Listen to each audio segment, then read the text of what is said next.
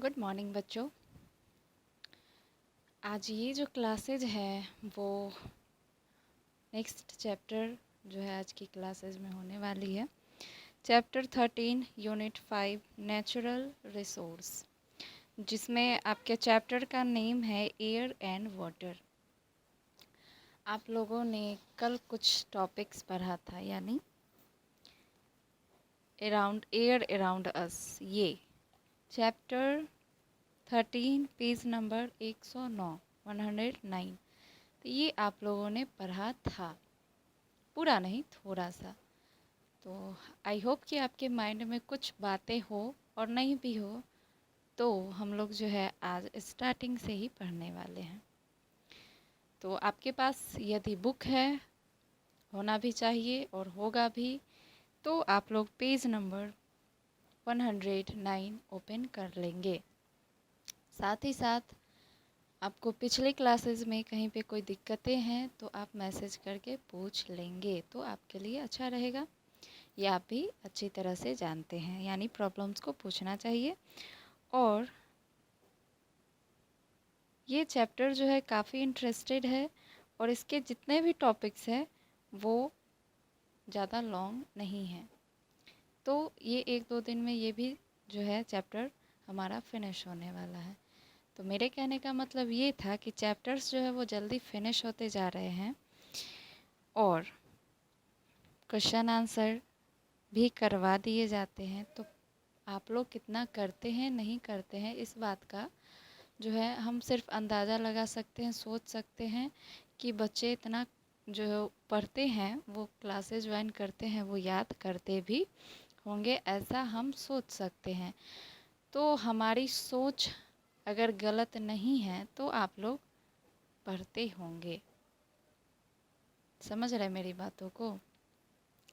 तो मेरे कहने का जो मेन पॉइंट है बातों का वो यही है कि जितने भी चैप्टर पढ़ाए जा रहे हैं उसको आप कवर करें, अपने माइंड में थोड़ा बहुत रखिए, और साथ ही साथ उसके जितने भी क्वेश्चन आंसर है उसको प्लीज़ आप लोग याद करें।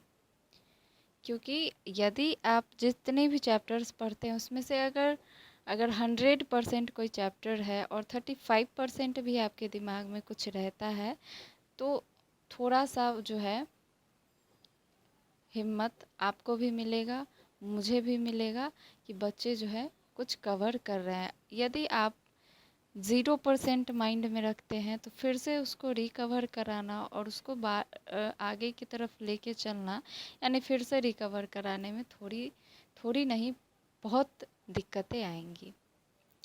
तो दिक्कतों का सामना आपको ना करना पड़े, इसीलिए मेरा ये सुझाव है कि आप लोग जो है प्रिपरेशन करते रहें, यानी क्वेश्चन आंसर याद करते रहें, और जितने भी चैप्टर्स है उसको अच्छे से रीडिंग देते रहें।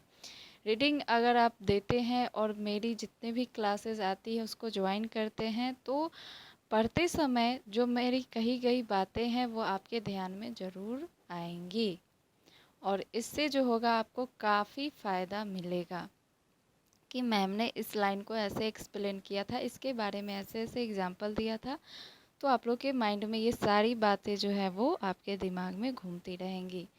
तो इससे क्या होगा, आप जो भी क्लासेस करते हैं, जितने भी सब्जेक्ट पढ़ते हैं, उससे आप कनेक्ट रहिएगा। जैसे ही डिस्कनेक्ट होइएगा तो आपका माइंड इधर उधर होगा, और वही कारण है जो पढ़ाई में आप लोग का मन नहीं लगेगा, आप अच्छे से क्लासेस नहीं कर पाएंगे, और वही रीज़न होता है जिसके कारण हम पढ़ाई से भागते हैं। तो समय आप देख ही रहे हैं कि आजकल कैसा चल रहा है, जो भी है। तो इस स्थिति में भी जो कार्य हमारे हैं वो रुकते, जो इम्पोर्टेंट कार्य है वो रुकता तो नहीं है। उसी में से आपका एक पढ़ाई है जो कि आप लोग को रोकना नहीं चाहिए। पता नहीं आप लोग कर रहे हैं या नहीं कर रहे हैं। अटेंडेंस 1-2 बच्चे का ही देखने को मिलता है, तो ये अव्यूज़ रहते हैं कुछ। तो यदि आप चुपके से भी क्लासेस करते हैं, अटेंडेंस नहीं बनाते हैं, तो आपसे कहना यही है कि पढ़ाई अपनी जारी रखें ताकि दिक्कतें ना आए। तो ज़्यादा मैं नहीं बोलूँगी क्योंकि समय हमारे पास थोड़ा ही रहता है। तो हम लोग जो है पढ़ लेते हैं, और जितनी बातें कही गई है उसको आप लोग इस पर सोचे विचारे, और कुछ करे तो रिज़ल्ट आपके हाथ में रहेगा, अन्यथा कहना हमारा काम है, करना आपका काम है। तो बखूबी आप इस बात को समझ रहे होंगे कि किसके लिए कहा जा रहा है और क्यों कहा जा रहा है। तो आइए चलिए हम लोग पढ़ लेते हैं एयर अराउंड अस। जैसा कि मैंने कल बताया था आप लोग को कि एयर जो है यानी हवा जो है हमारे चारों तरफ है। तो क्वेश्चन ये है कि क्या आपने एयर को देखा है? तो आंसर यही होना चाहिए नो, है ना। एयर को हमने नहीं देखा, वो अदृश्य है, उसे हम देख नहीं सकते। लेकिन हाँ, जब पत्ते हिलते हैं, कपड़े हिलते हैं, है ना, जब एयर जो है ब्लोज करता है तो उसे हम लोग क्या कहते हैं? विंड कहते हैं। पढ़ा था आप लोगों ने। तो कपड़े हिलते हुए आप देखते हैं, पेड़ पौधे हिलते हुए देखते हैं। हमें जब बहुत गर्मी महसूस होती है, पसीने आते हैं दौड़ के, और तब जो हम 1 मिनट के लिए अपने दौड़ को रोकते हैं, यानी स्टॉप करते हैं, रनिंग स्टॉप करते हैं, और फिर जब हमें एक ठंडी हवा की एहसास मतलब मेरे या आपके सभी के फेसेस पे आती है और जो ठंडा महसूस होता है हमें, उस टाइम आप हवा फील कर सकते हैं। और आप ये भी आपके माइंड में क्वेश्चन आ रहा होगा कि जब हम दौड़ते हैं तब भी हमें हवा का एहसास होता है। जैसे अब चल रहे हो पैदल, कोई मतलब कि रनिंग नहीं हो रहा है, आपका गति जो है वो नॉर्मल है, फास्ट नहीं है, तो उस वक्त क्या होता है कि हम लोग हवा को उतना फील नहीं करते। जैसे ही आपकी गति बढ़ती है, आप दौड़ते हैं, तो हवा जो है आप लोग उसको फील करते हैं, है ना। तो और ये भी क्वेश्चन आपके दिमाग में आएगा कि हवा जो है, यदि अगर कपड़े नहीं डोले, पत्ते नहीं डोले, हिले, है ना, तो क्या हवा नहीं होती है? तो ये बिल्कुल गलत बात है। अगर पत्ते हिले ना हिले लेकिन हवाएं होती है, यानी हवा होती है। कैसे? जैसे कि एग्जाम्पल आपके ऊपर ही है, आपके अंदर ही है। कैसे? जैसे हम लोग सांस लेते हैं, ब्रीथिंग करते हैं ना, तो ब्रीथिंग करते वक्त क्या होता है, हम लोग हवा को ही ना अंदर लेते हैं और फिर छोड़ते हैं। तो क्या हुआ? एयर प्रेजेंट है, और एयर जो है वो हमारे चारों तरफ प्रेजेंट है। समझ रहे बात को? हमारे चारों तरफ एयर प्रेजेंट है। और जितने भी लिविंग थिंग्स हैं, जितने भी जीवित प्राणी हैं, उनको एयर की आवश्यकता होती है। किस लिए? ब्रीथिंग के लिए, सांसें लेने के लिए, है ना। जितने भी लिविंग थिंग्स हैं सबको एयर की आवश्यकता होती है।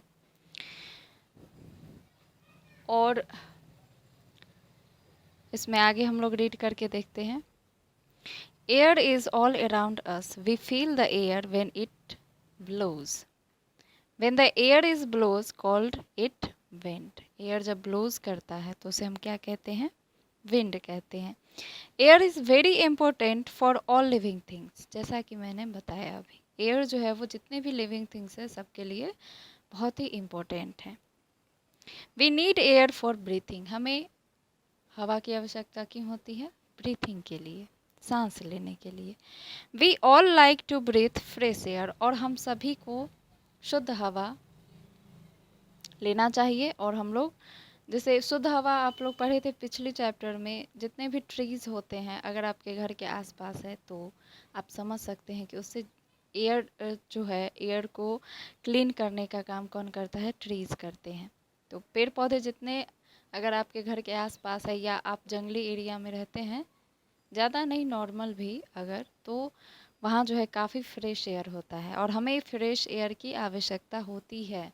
और जितने हम लोग स्वच्छ वातावरण में रहते हैं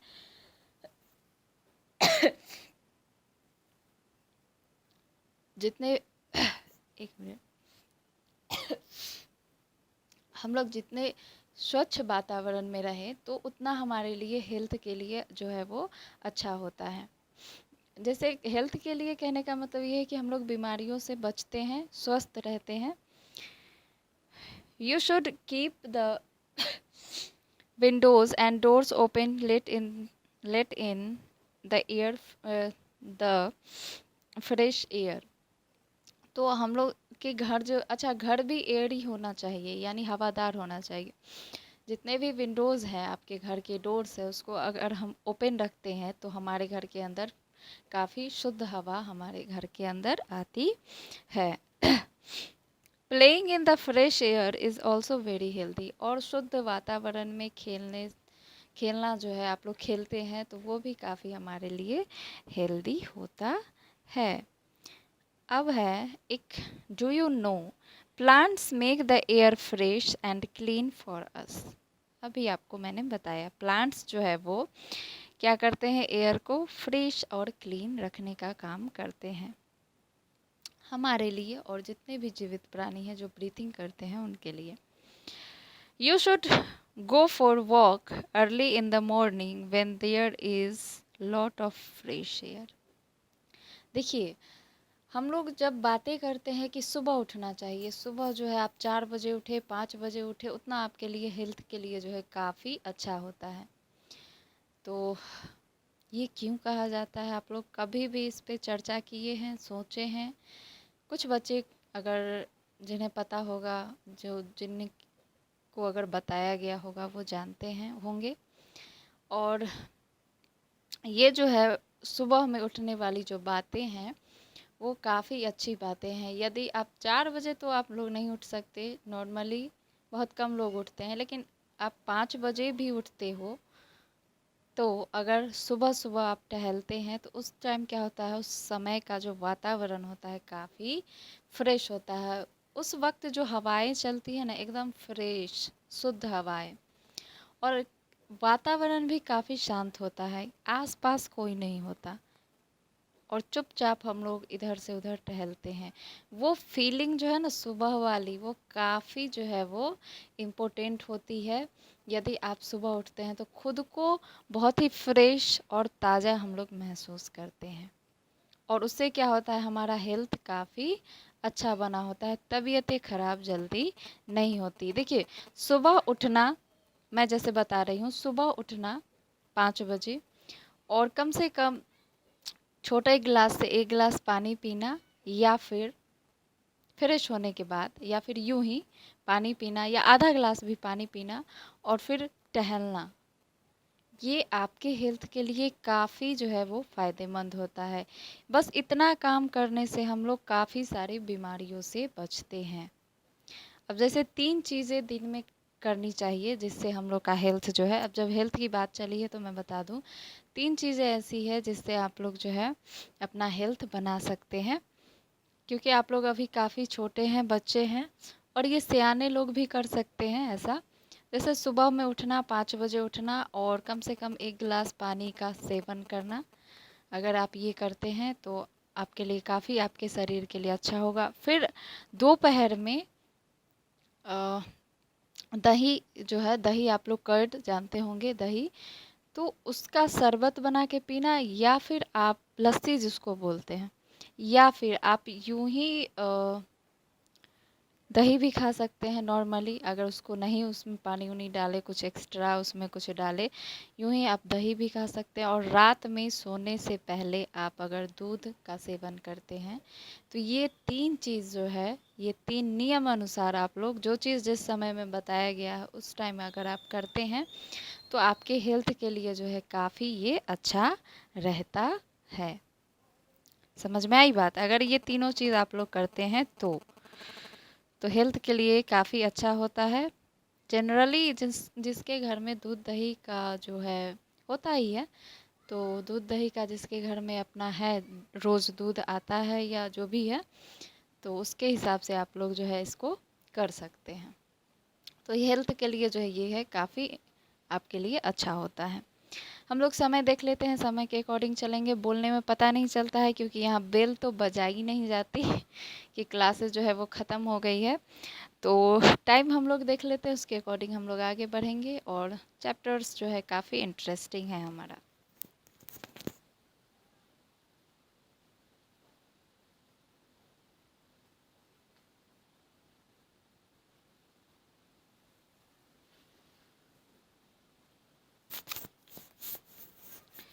देखिए, समय तो हमारा हो ही गया बात करते करते, बट मैं आपको एक टॉपिक और बता दूं, शॉर्ट में, थोड़ा शॉर्ट में इसका जो है वो बताया भी गया है। Composition of air. देखिए, एयर जो है वो डिफरेंट डिफरेंट टाइप के गैसेस का मिक्सचर है। यानी एयर जो है, हवा जो है, उसमें बहुत अलग अलग प्रकार के गैसेस जो हैं वो मिले हुए होते हैं। इसके बारे में हमें पढ़ना है, कौन सा गैस कितना परसेंट में मौजूद है ये भी इसमें बताया गया है। Air is a mixture of various gases. It contains 70% of nitrogen. 70% of nitrogen. Nitrogen की मात्रा 78% है। 21% कितना है? ऑक्सीजन है। और 1% of several other gases such as carbon dioxide, argon, helium, hydrogen etcetera. देखिए, मैं बता दूं कि एयर में सबसे ज़्यादा जो है वो नाइट्रोजन प्रेजेंट होता है, 78%। सेकेंड नंबर पे आता है ऑक्सीजन, जो कि 21% होता है। और अच्छा, ये सब चीज़ जो है वो हवा में मिले हुए होते हैं, क्योंकि पहले लाइन में ही आप लोग को बता दिया गया है, air is a mixture of various gases. यानी एयर जो है वो विभिन्न विभिन्न प्रकार के गैसेज का क्या है? मिश्रण है। और 1% जो बचता है उसमें अदर जितने भी गैसेज आप नाम सुने होंगे, जितने भी गैसेज, सारे गैसेज जो है इसमें मिक्स होते हैं। एग्जाम्पल के लिए कुछ नाम बताए गए हैं: carbon dioxide, argon, helium, hydrogen etcetera. तो ये सब केवल 1% में है। बाकी जो है आप देख ही चुके हैं, नाइट्रोजन 78% है, ऑक्सीजन 21% है। हो गया। और कुछ जो है, in addition to this air also contains water vapours, dust and smoke. और एयर में जो है और भी बहुत सारी चीज़ जो है वो मिक्स होते हैं, जैसे कि डस्ट, धूल, ये भी मिक्स होते हैं एयर में ही।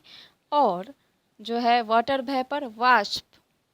वाटर वेपर आप लोग जानते हैं, वाटर वेपर आप सब अच्छे से जानते होंगे। फॉर एग्जांपल मैं कैसे इसको एक्सप्लेन करूँ, हाँ, आपके घर में खाना बनता है तो आप कभी किसी बर्तन में पानी गर्म करते हुए देखे हैं? उसके ऊपर से जो धुआं टाइप का निकलता है ना, अगर आप उसके ऊपर से हाथ रखें ना, तो उसमें क्या होगा, जो भी वो जो धुआं निकलता है वो एक्चुअली वाटर वेपर होता है।